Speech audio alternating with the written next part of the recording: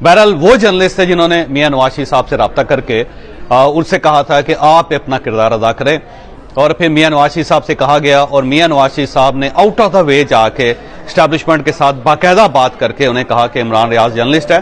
तो मियां नवाज शरीफ का ये कहना था कि ये शख्स हमेशा मेरे खिलाफ बोलता रहा है, इसने जब भी बात की मेरे खिलाफ बात की, और को बहुत अच्छे अल्फाज इसने मेरी फैमिली के बारे में भी नहीं कहे, लेकिन ह्यूमन बीइंग है और इसके साथ ज्यादती हो रही है, इसकी फैमिली है, तो इसे रिहा करना चाहिए। तो इन्होंने बाकायदा मियां नवाज शरीफ ने प्रेशर डाला एस्टैब्लिशमेंट के ऊपर भी और लोकल एडमिनिस्ट्रेशन के ऊपर भी कि उसे जहां पे भी है उसको रिकवर किया जाए।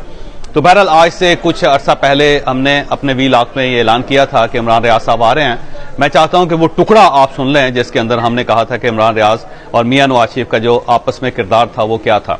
तो यहां से जब आप देखेंगे मियां नवाज शरीफ के बारे में कि मियां नवाज शरीफ ने क्या कहा था, तो वो आप देख के आप इस स्टोरी को समझ सकेंगे कि इमरान रियाज साहब के लिए एक बड़ी अच्छी खुशखबरी है कि इमरान रियाज साहब शायद अगले चंद हफ्तों में या चंद दिनों में उनकी रिहाई मुमकिन हो सके।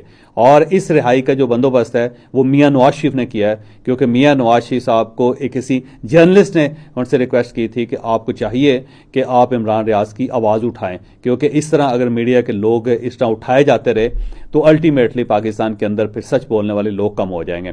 तो मियां नवाज शरीफ साहब ने बाकायदा उनकी सिफारिश की इमरान रियाज साहब की, और वो बड़ी देर तक कन्विंस करते रहे। फिर उन्होंने कहा कि वो मेरा मुखालिफ है, उन्होंने कभी मेरी हमायत में बात नहीं की, हमेशा मेरी मुखालफत की है, लेकिन इसके बावजूद जो इंसानी हकूक़ हैं और जो उनके हक हैं उनको मिलने चाहिए।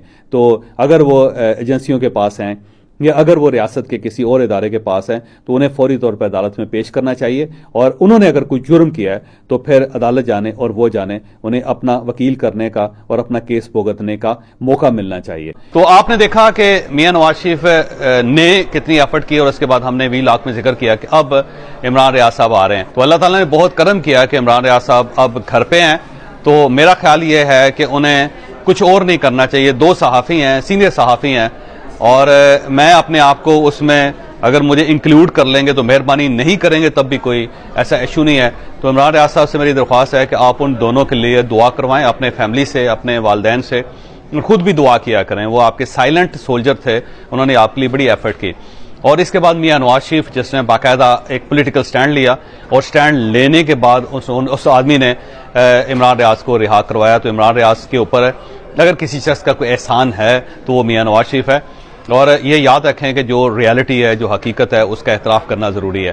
तो आपको मियां नवाज शरीफ का शुक्रिया अदा करना चाहिए, और उसके बाद जो आपका पॉलिटिकल व्यू आपको ज़रूर देना चाहिए, लेकिन जहां तक एहसान की बात है तो उस एहसान को याद रखना चाहिए। और आखिर में इमरान रियाज साहब की हेल्थ के लिए दुआ गो हूँ।